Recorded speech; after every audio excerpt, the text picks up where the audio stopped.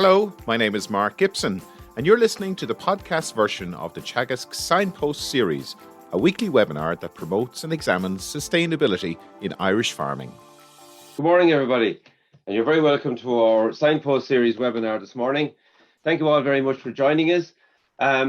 This morning, we're going to spend another hour or so teasing through another issue of sustainability and environmental concern that we've been looking at for our last, this is our 116th webinar this morning. My name is Andy Boland, and I'm going to be your host for the next hour or so. I'd like to acknowledge and thank our partners on this journey, Dairy Sustainability Ireland, Food Drink Ireland SkillNet, and the National Rural Network. This morning, our guest is from Glanbia, Ireland. Thomas Ryan is the Senior Sustainability Manager, and Thomas is going to talk to us about Glanbia, Ireland's Living Proof Sustainability Strategy. Thomas, good morning, and thank you for taking the time and effort to join us. Good morning, Andy. It's great to be with you, yourself and Noel and your listeners. So thanks for having me. Noel, you're welcome as well. Noel, you're going to give us a hand with our Q&A and keep an eye on the questions as they're coming in. Noel Meehan is our ASSAP Manager, and he's based in Athenry. Noel, thanks for joining us this morning. No problem, Andy. Thomas, it's a big ask that we're probably asking you to talk to us about this morning, but maybe you might begin by telling us a little bit about your own journey to Glanbia and your role within Glanbia before you begin talking to us about the strategy. Okay. Well, look, thanks very much. I think when I graduated from UCD, I did an agricultural science degree in UCD. I joined the Kerry Group graduate program, and I spent the first number of years working in the area of sales and operations with Kerry. It was an exciting time. It was during the acquisition of Golden Vale, Freshways, and a couple of others. It was quite a dynamic time to be part of the company. Subsequently to that, then I spent over 15 years with the Irish Farmers Association as their environment and infrastructure executive. A busy space, advocacy, working hard and diligently, for farmers. Across the environmental and infrastructure agenda. During that time, I was lucky enough to be able to partner with the Environmental Protection Agency with the establishment of the Smart Farming Programme, and also be involved in many other worthwhile initiatives for farmers. My current role is I'm the Senior Sustainability Manager with Glanbia. It's a really exciting space to be in right now. A lot of big questions being asked by customers, by consumers, and for a company like Glanbia to be able to step out with our sustainability strategy and to be able to robustly respond to them. I'm delighted to be playing my part here in Glanbia in that respect, Andy. Thanks for that, Thomas. So maybe you might share your presentation with us. Okay, so look, thank you very much. So as I was saying, the opportunity, it's appreciated to talk about our sustainability strategy. And here in Glanbia, Ireland, our sustainability strategy is called Living Proof. And when we talk about Living Proof, it's our commitment to farming, food, and the future. So when we were developing out our sustainability strategy here in Glanbia, it was very much looking right across our supply chain. Not just what's happening on farm, but the food piece within our own business, within our own processing, and also as a cooperative very much instilled and embedded within the local community, looking to the future and speaking to that. So it's quite a wholesome and complete sustainability strategy. This here, every good strategy has got a launch photo, so to speak. And the only reason I'm putting this up is to remind ourselves that sometimes when it comes to sustainability, we often forget core strengths and advantages that are here in front of us. First of all, you'll see in the middle of the picture there, John Murphy, our chairman, to the fact that as a cooperative, our sustainability strategy was approved and signed off by our board and is led very strongly by our chairman on behalf of the company. That's the buy-in we have within Glanbia for our sustainability strategy. Also, importantly, the Barron family here, 3 generations, which is typical of farming here in Ireland, the multi-generational aspect of food production, dairy production, and then Aoife Murphy, who's our Director of Ingredients here within the business. but also looking around. It's not idyllic scenery, that natural hedgerows, the grassland, and what goes with it, but just to remind ourselves of typical food production here in Ireland. In terms of why have we stepped out with Living Proof, which is almost 12 months old. We launched it in July of last year. Well, look, we're stepping out with Living Proof for a number of reasons. One, in terms of highlighting what's required, because I don't know about you, Andy, but suppliers know there's change afoot. They know there's change happening when it comes to sustainability. And what they're yearning for is a level of direction and certainty as regards what that change, what that future looks like. But also in terms of outlining much of what is happening on farm. Because I'm reminded by Sean Malloy, Jim Berrigan, and others that when it comes to sustainability, it's not a new journey for us here in Glanbia Co-op. It's the rate and pace at which we take action is really what's at hand.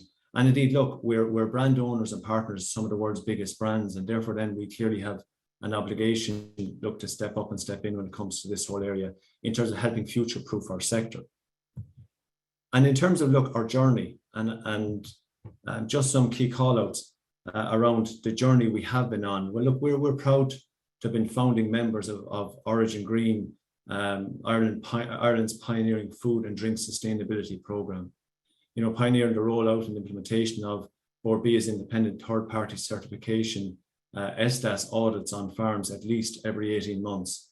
When it comes to animal health and welfare, our 2020 Beef Club, where we've over 24,500 calves enrolled, to the Copa Cogeca award-winning 2020 Beef Club, with an ambition of enrolling 50,000 animals per year. Indeed, we're joined on this call by Noel Meehan, and I think Jim Berrigan, in his capacity as chair of Dairy Industry Ireland in 2018, we're really proud of the leadership role Glanbia Ireland has taken in terms of the development and establishment of the ASSAP programme with the whole of government, whole of sector collaborative approach taken to improving water quality, moving beyond the requirements of regulation and legislation. And indeed, I can say by the end of next month, we will have 5 full-time water quality ASSAP advisors in place, working hand in glove with our suppliers specifically on this issue. When it comes to bringing the latest research and science to our suppliers, our Signpost Future Farm programme, where we have 11 demonstration farms for knowledge transfer on advancement in technology and farming practices for action on climate change. And then bringing all this to the marketplace through our truly grass-fed brand, which we launched in the US in 2018.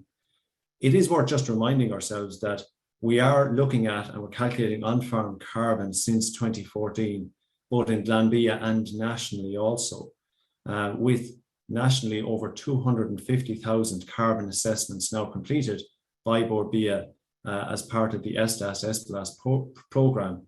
I'm reminded that there are only 137,000 farm families. So many farmers are in their second iteration of looking at monitoring, managing and measuring carbon on farm. Indeed, since 2020, we've been participating in an industry-led initiative called Project Clover in the whole area of anaerobic digestion, with hopes towards the back end of this year of government announcements around a renewable heat obligation. In terms of the current journey we're on, I could go on and there's some other initiatives and programs listed there. But if we stop there, we're not meeting the challenges that are in front of us. And so in coming forward with Living Proof, the ambition statement around Living Proof is that by combining the strengths of our heritage, our farmers and our people, we are building on excellent foundations, a rich ecosystem and natural supply credentials to embed our sustainability ethos as we responsibly enrich and deliver a healthy future for all our communities. So bolstering up that ambition statement is 3 very strong pillars. And in Living Proof, we've got 3 focus areas. The first one is on our family farms, where Living Proof is about our passionate commitment to tackling climate change through supporting our suppliers on their sustainability journey, implementing what's known as regenerative agriculture practices through building soil health and championing biodiversity, safeguarding and protecting animal welfare, our waterways and air quality. In terms of for you and our planet, Living Proof, that means demonstrating we care every day for the people and planet by offering consumers a choice of both plant and dairy-based innovation. by promoting natural nutrition and sustainable diets, and by providing healthy animal nutrition. Indeed, continuing to lower our own production emissions, in addition to working with our suppliers, championing the circular economy programs, and collaborating with producers to source our ingredients responsibly. Not surprising, as a co-op, the third pillar is in our communities, and it's communities at heart. And it's about staying true to our belief of the importance of our cooperative ethos. It's about demonstrating our commitment to diversity, inclusion, and fairness amongst our employees, actively promoting the well-being of employees in the farming community, and ensuring we play our part in ensuring that rural communities remain vibrant and sustainable.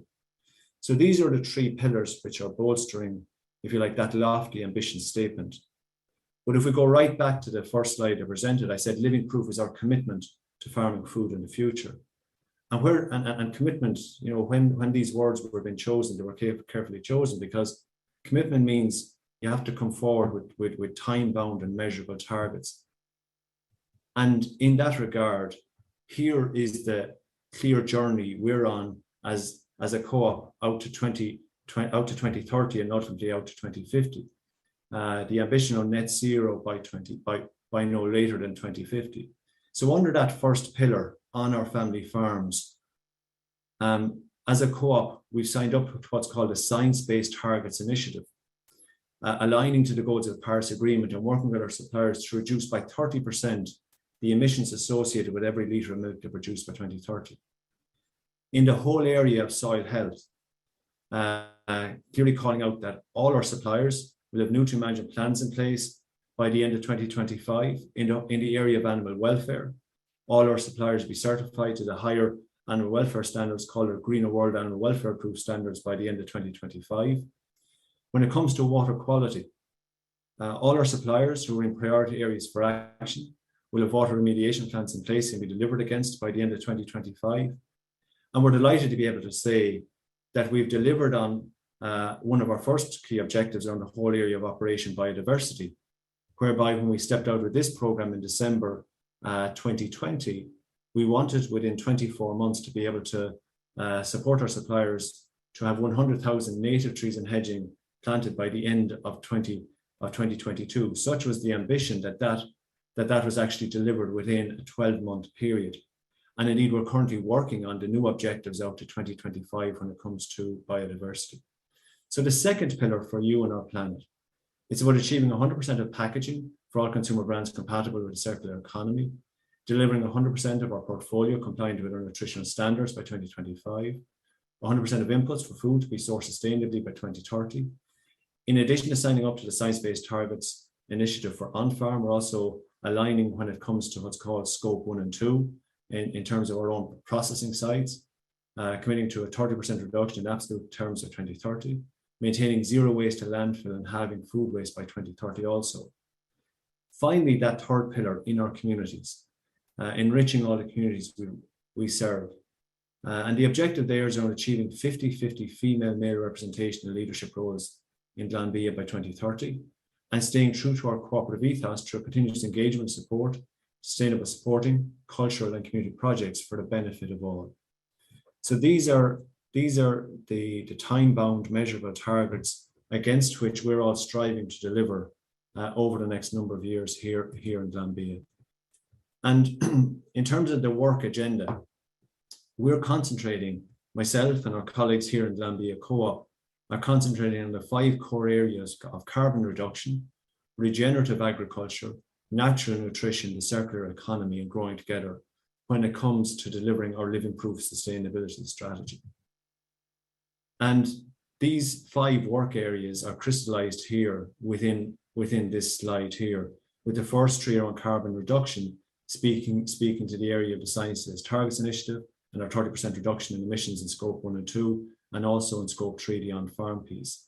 And then the regenerative agriculture in the whole area of soil health, water quality, animal health and welfare and biodiversity, circular economy, looking at food waste, plastic usage, packaging, natural nutrition, looking at nutritional standards and responsibly sourcing food ingredients, and then growing together, looking at our gender balanced representation and supporting our communities.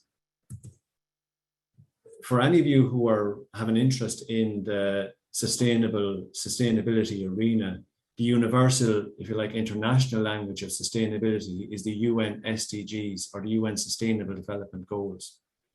And whilst Living Proof doesn't speak to every one of the 17 Sustainable Development Goals, what I'm just calling out here is how many of our actions, if you look at the 5 work areas, there, a summary of the 5 work areas along the left-hand side, carbon reduction, regenerative agriculture, and so forth, and how they're aligned with a key number of the 17 Sustainable Development Goals. I think as a co-op, which is very much driven and owned by our farmer suppliers, we're really strong in particular around goal number 17, that partnership piece, because this is about a collaborative, joint journey together, ensuring we get there together sustainably, economically, and environmentally sustainably. So in terms of continuing our journey, there's a focus on advocacy, there's a focus on partnership in terms of industry participation, and also research, because the truth of it is, there's a lot of the big questions from a research perspective still remain to be answered. And so in terms of partnerships here, I'm just calling out some of the national and international partnerships we're involved in: the Science-Based Targets Initiative, the Dairy Sustainability Framework, Dairy Sustainability Ireland, SCI Platform, and the International Dairy Federation. In terms of research, and in the interest of time, perhaps I'll just focus in on our priority areas here. Over the next number of years, we've got 4 core areas we're concentrating on. When it comes to carbon reduction, the whole area of carbon sequestration, and also carbon reduction from manufacturing. Regenerative agriculture, looking at means and aims around the whole area of methane and methane reduction. Natural nutrition, a future-proof protein supply chain with a positive impact on the bioeconomy, environment, biodiversity, food and nutrition security, and consumer trust. The circular economy, minimizing food waste with a specific focus on packaging and the valorization of waste. It's good to have that strategy in place. And to be fair to myself and a large number of colleagues internally within Glanbia Co-op, you know, it was a milestone to be able to get that sustainability strategy done and developed, and almost 12 months old this month. However, a strategy is a strategy. What we've been doing since we've launched our sustainability strategy is looking at turning that sustainability strategy into action. So on the basis of our targets, how are we going to support our suppliers? How are we as a business going to focus in on delivering some of these key targets? And the first thing I'm going to touch on here is our sustainability action payment. You know, it's great for us to be able to say that Glanbia Co-op is the only co-op to pay for sustainability as part of milk price currently. And in terms of talking about our sustainability action payment, we launched a voluntary sustainability action payment, which will result in our milk suppliers achieving a milk price payment for delivering specific sustainability actions. We'll talk about them in a few minutes. Each of our suppliers receives a ½ cent a litre to all suppliers for delivering on defined actions. And this represents a potential average payment of €3,000 to Glanbia Ireland suppliers. Annually, the sustainability action payment, there's a budget of €18 million for this sustainability action payment across our 4,500 suppliers.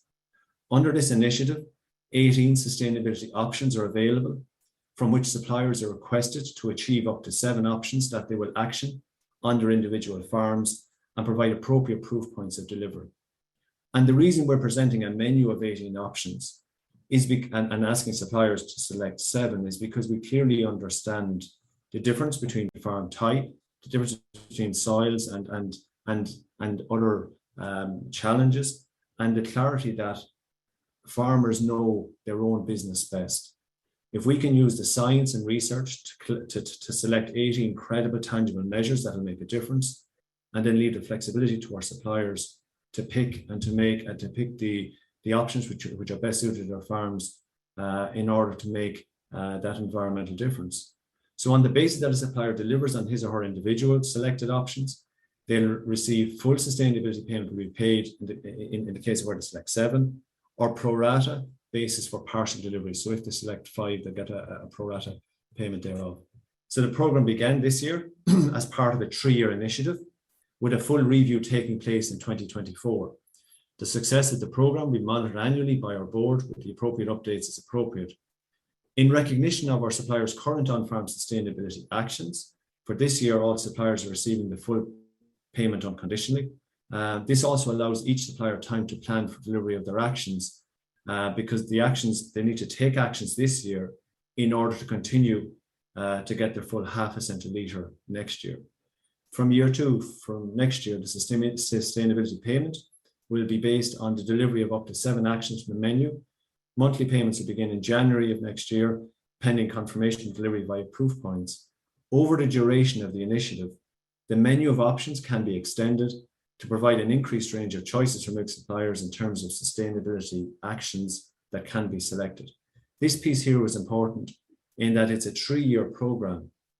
But within that 3 years, as a co-op, we have to leave scope for innovation and research that's going to come through the system, whether that's in the area of methane inhibitors, whether it's soil carbon, and in the event of them coming through between now and 2024, the menu of options available to our suppliers will be adjusted accordingly to provide the ability to take up these opportunities as they arise.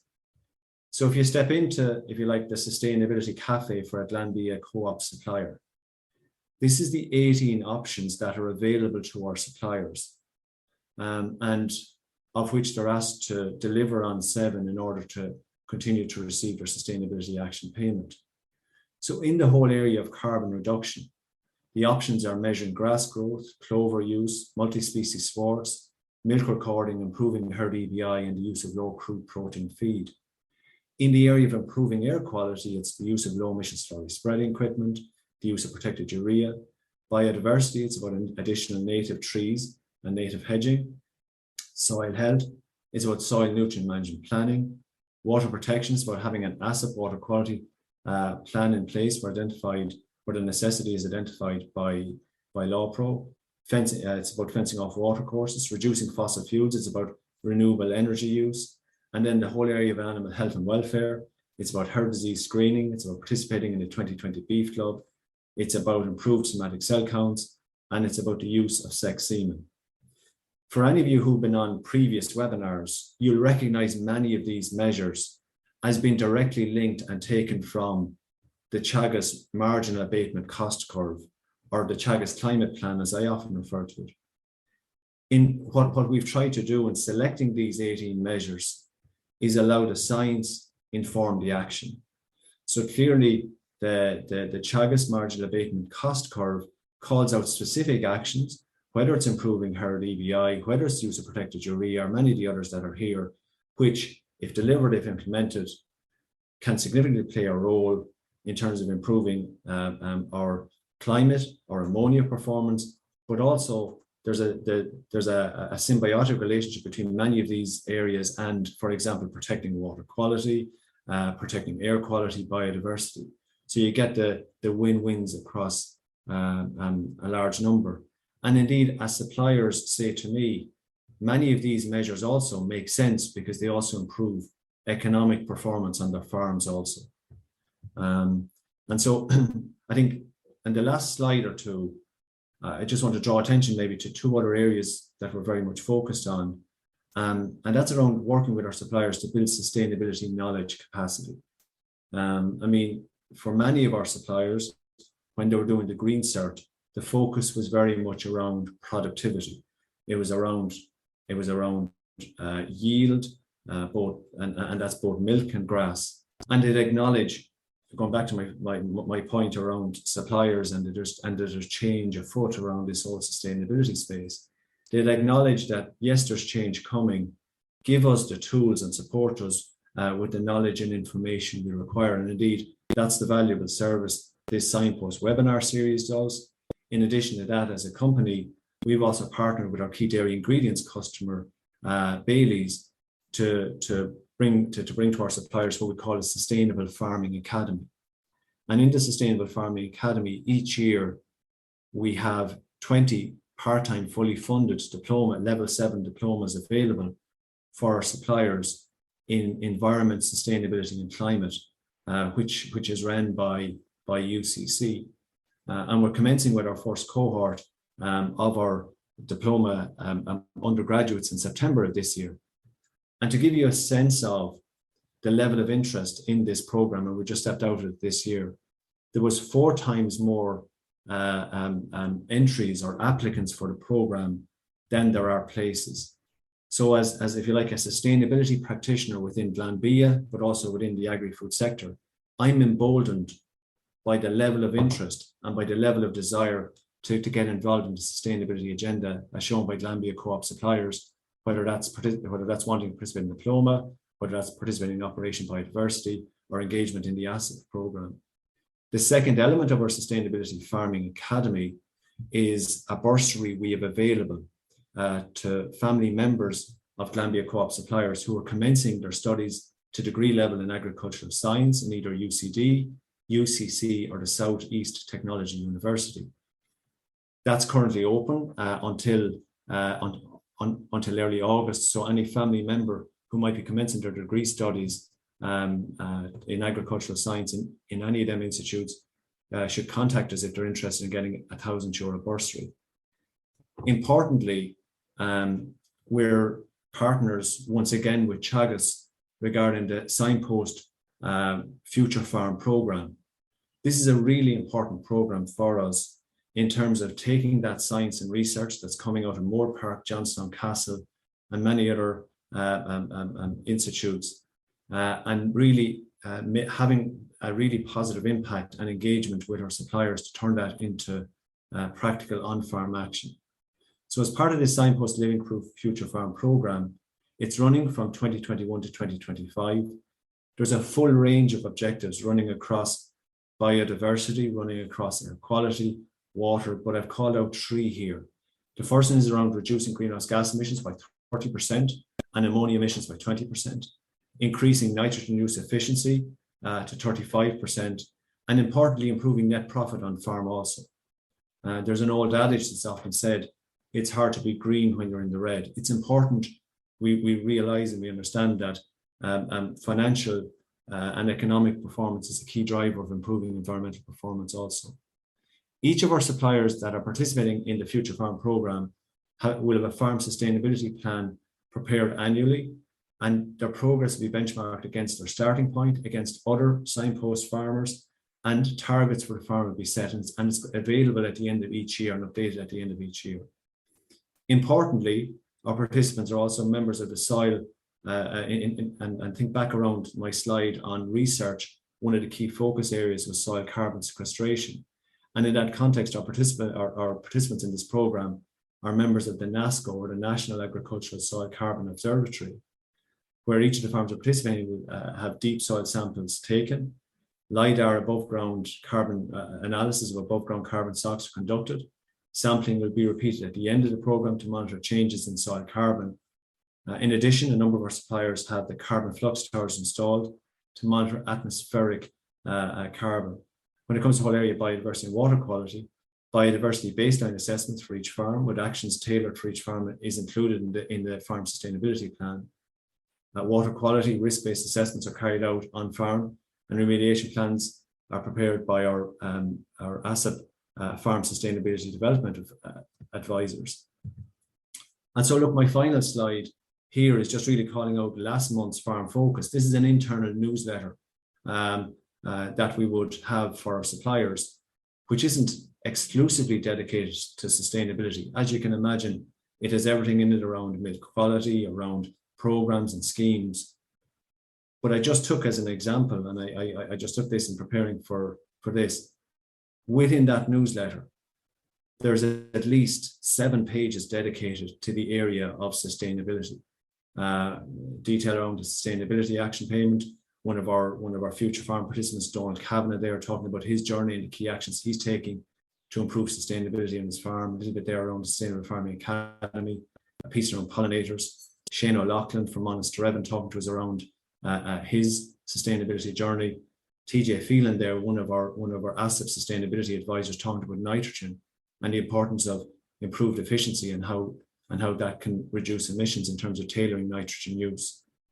So So look, Andy, that's very much my run through, and I really appreciate the opportunity to run through our living proof sustainability strategy, but more importantly, how we're turning that strategy into action in terms of supporting our suppliers and working right across the company to bring them targets and time-bound targets to life.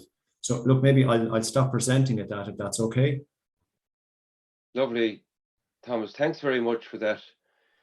I mean, we often speak and say the word sustainable or sustainability, and you know, we've seen it in a lot of the presentations that we've gone through on this series. The depth and the amount of work and the width of this subject is incredible. You know, we use this term from farm to fork, but the amount of you know, work that has to go in to prove our sustainability. And at the end of the day, Thomas, I presume, you know, your markets are looking for this stuff, you know. They want it, and they just don't really want you to know, you tell them you're doing it. They want the proof that you are doing it as well. And I'm sure it's hugely important for your markets and demanded by your markets. Yeah, it is, Andy. I mean, we all know, and many of those watching in will be aware, when it comes to, if you like, carbon footprint, you know, Ireland has a good story to tell in terms of having the lowest carbon footprint in dairy in terms of emissions per kilo of product, and in the top 5 when it comes to beef. Our customers understand that, and even though, if you like, we're in the premiership position, our customers on behalf of consumers are saying that's good, but we still need to see a trajectory of improvement. The mindset of some customers when it comes to sustainability is very much looking at it in the same way as they look at milk quality, as they look at health and safety. It's a requirement to maintain and to stay doing business. Because that's, look, when we look at the Friday for Future marches, when we look at the consumer Generation Z, when we look at, you know, they're calling out sustainability as a key area that they're very much focused on. And these are our customers and consumers of today and tomorrow. And the retailers and customers to Glanbia Co-op are calling this out on their behalf as a requirement of doing business. We have a huge number of questions coming in, Thomas, okay, and a lot of very positive comments for the depth of your presentation and the quality of your presentation. But one thing that we're going to have to pull some of these questions together, Noel. Yeah, I was at that, yeah. To get through them all. But I mean, research constantly seems to be coming through, Thomas, in your presentation, whether it's agricultural research. I mean, there's research, obviously a huge amount of research going on within your own organization. You're very adept at research. But I mean, I presume that's really, you need that, and that's what's driving even a lot of your actions as well. You mentioned it as well in your presentation, and how the importance of research.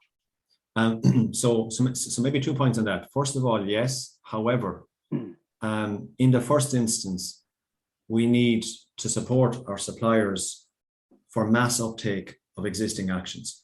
So before we get lost in a big discussion around research, and I'll come back to it, we know the right thing to do is to milk record, is to have a nutrient management plan in place, is to be using protected urea, is to be spreading slurry using low emission slurry spreading, and many of the measures we have within our sustainability action payment, right?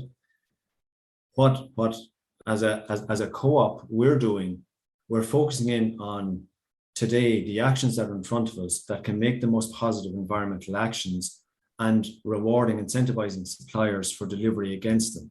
So rather than getting lost in a big discussion around research, we have to ask ourselves and challenge ourselves, are we using our best endeavors? Are we doing all we can based on the existing actions and measures that are there? However, to your point, in my view, we're in for a research race of a decade, in the sense that look at the challenges that are currently taking place regarding, you know, the sectoral targets, you know, what they'll be or where they'll land, and concerns if they go above a certain level, the implications they might mean. Unless research comes forward with solutions, we're going to be in a very difficult position here as a country. Whether that's feed additives, whether that's carbon sequestration and storage, whether that's carbon farming, right now, suppliers will rightly call out, it's simply the methane and nitrous oxide that's being looked at and being considered when it comes to taking a view of what's happening on farm. We need the robustness and the governance around the measurement and monitoring of the carbon stored and sequestered in their soils, so as to make sure we get a full and fairer picture of what's happening. And on the basis of that, the research community and the research work coming through is going to be really important. And you'll see within our sustainability action payment, we've left flexibility because we see the importance of that coming through. We've left flexibility to adjust and amend our sustainability action payment to make room for that, Andy. Thomas, thanks. Noel, we'll have a try at some of those list of questions. We're not going to get through them all, but we'll do our best. We won't get through them all. There's an awful lot, but what I'll do is as a guest to try and group some. So one of the things that came back a lot of questions about, Thomas, was the regenerative agriculture that you're undertaking there. So I'll just group a little bit of them together. So what does it entail for the farmer? How are you measuring it? How is it going to reduce methane?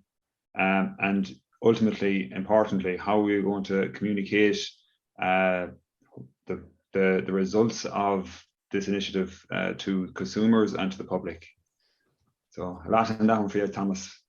Okay. No. Let me see if we can try and answer them. So for us, Noel, when it comes to regenerative agriculture, your listeners shouldn't be spooked by the terms, because immediately when people hear regenerative agriculture, they almost fall back to saying, look, is he talking about organics? We're not. So much of regenerative agriculture is about soil health. It's about biodiversity. It's about water quality. It's about animal health. And this is and welfare. And this is very much as a co-op, we have themed them 4 core areas as being what regenerative agriculture means to Glanbia co-op.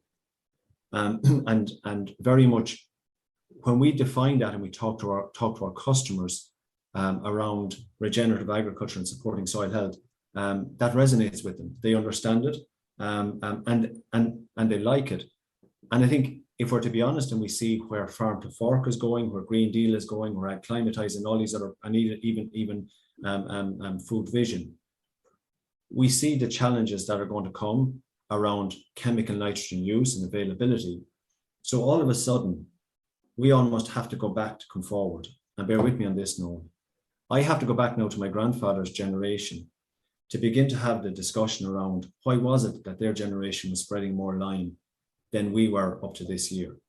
Why was it, and how is it their soil health was better than perhaps ours is now?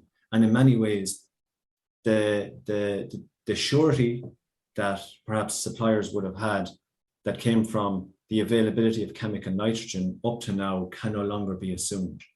If we're going to keep growing our cheapest form of feed, that lush green grass, we're going to have to go back and we're going to have to get our soil health, address soil health challenges, improve pH, improve indices in soils.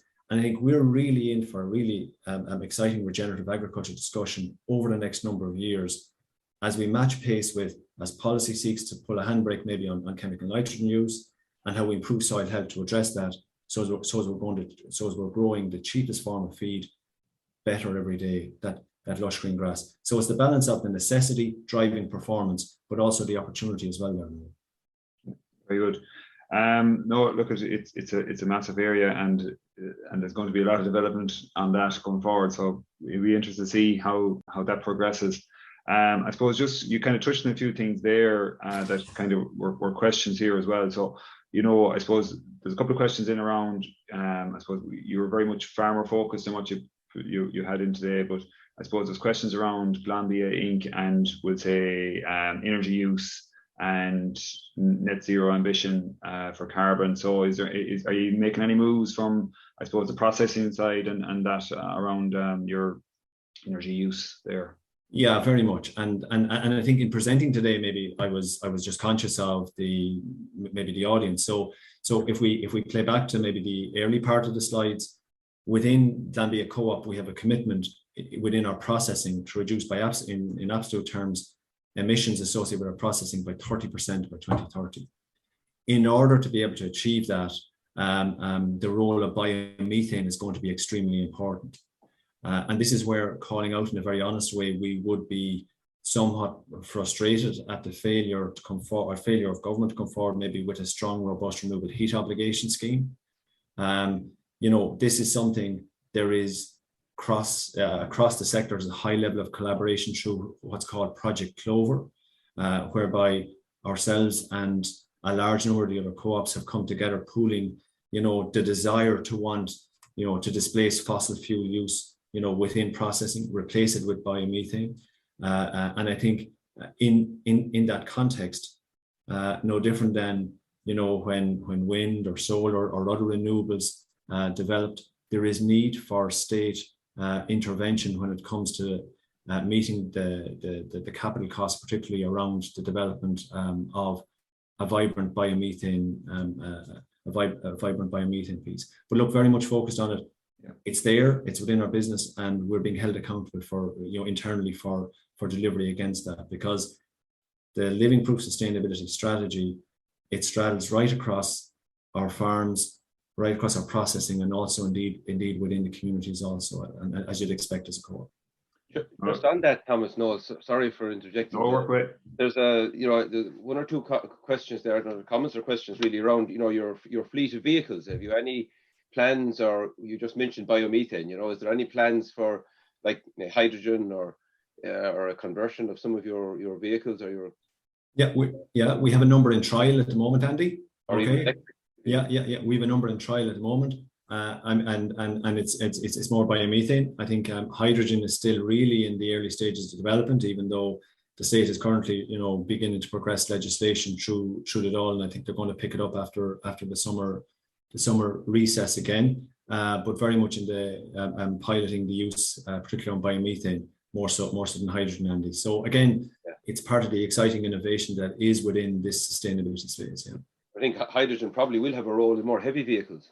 Correct. And that's where the question was coming from. Sorry, Noel. No, you're grand, Andy. I suppose there was just a couple of questions there. Like, you're very ambitious with what you're asking farmers to do, and you've alluded to it, but maybe you can expand a little bit further on how Glanbia is working to support the farming community. And you mentioned your sustainability advisor. So maybe if you just elaborate a little bit on that. Yeah. Thanks, Noel. Okay, so first of all, regardless, so we have great experts in terms of our sustainability advisors.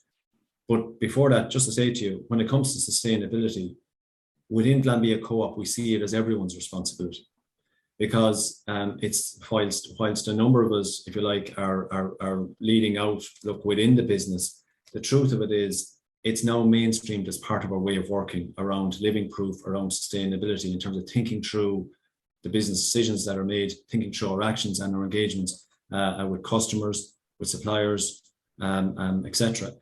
In terms of directly, if you like, working hand in glove with our suppliers, and particularly if we focus in, for example, on the whole area of water quality. So we've got, so by early August, we're going to have increased our number of ASSAP sustainability advisors to 5. Okay, we currently have 3 full-time colleagues, and we have 2 others who have accepted the roles and will be starting with us in early August.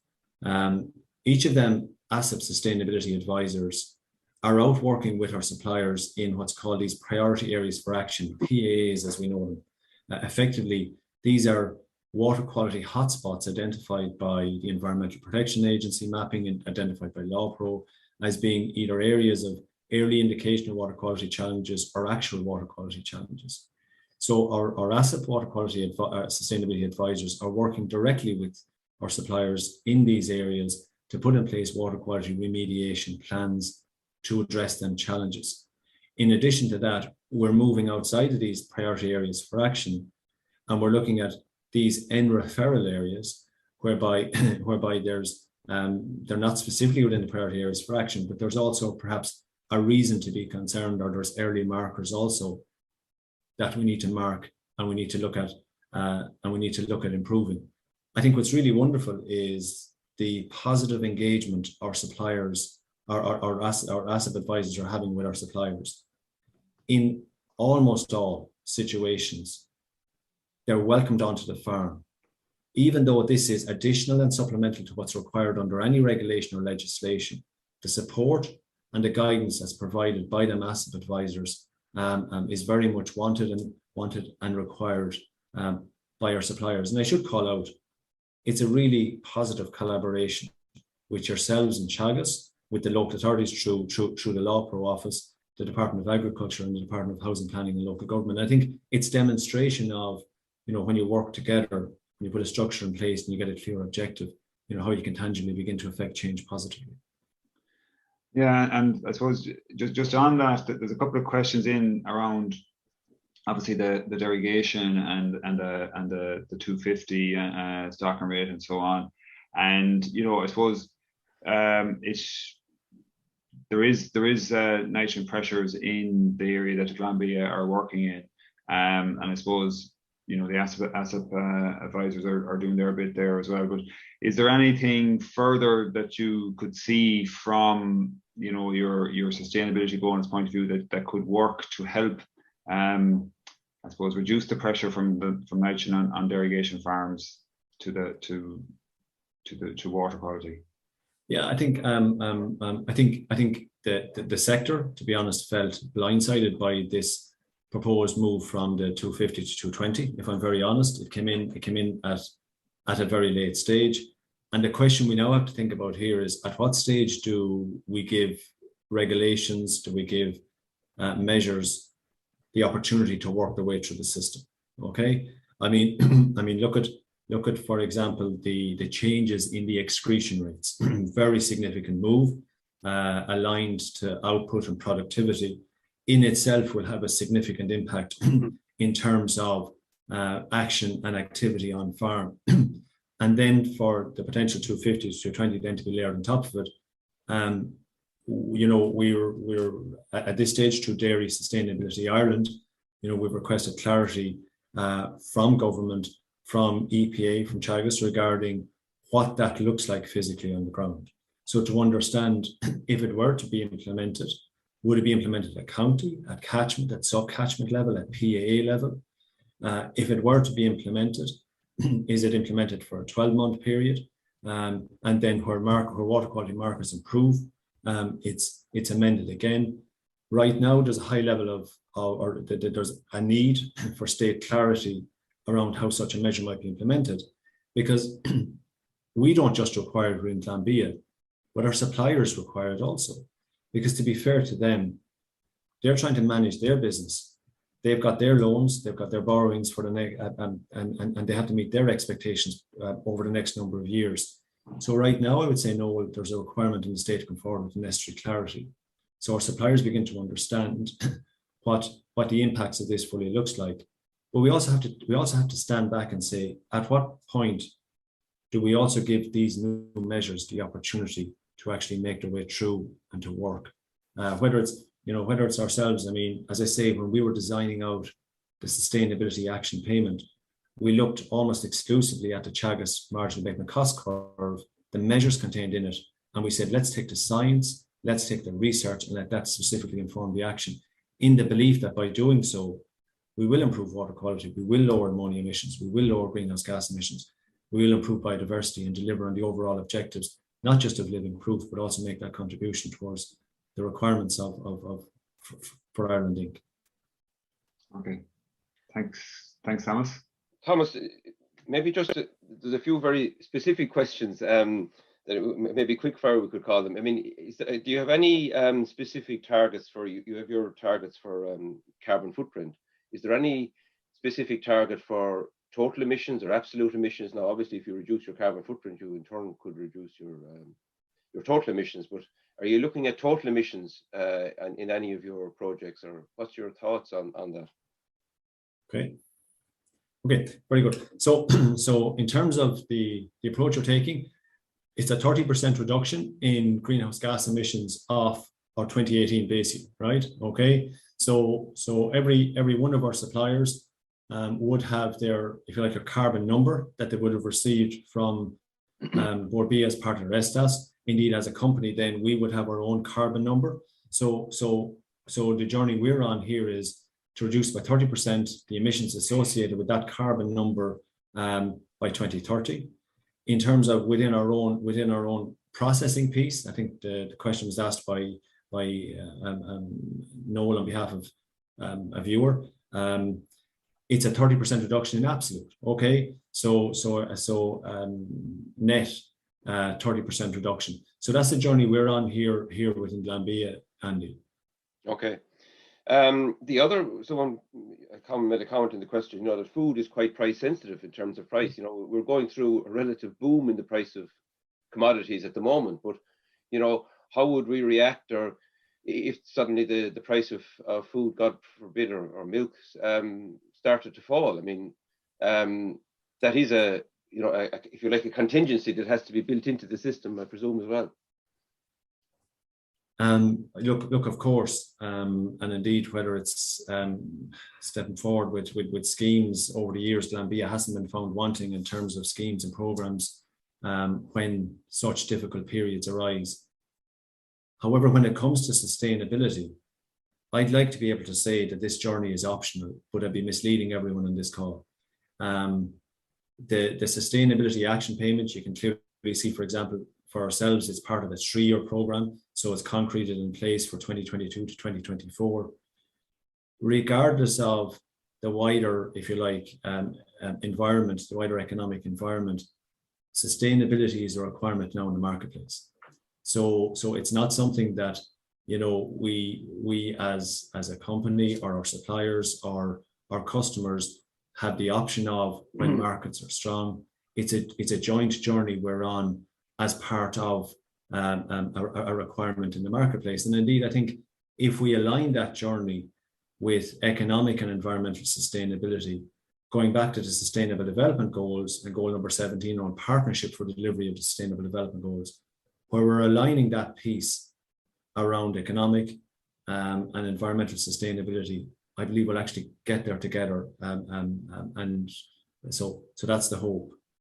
Yeah, Thomas, is interesting. We had 1 or 2 comments come in there that farmers are up to the task, and that they're not, that they say that they're not going to be found wanting, which is hugely positive to see. And a couple of more comments going back to your previous life with the IFA, commenting that you're carrying on the good work of smart farming.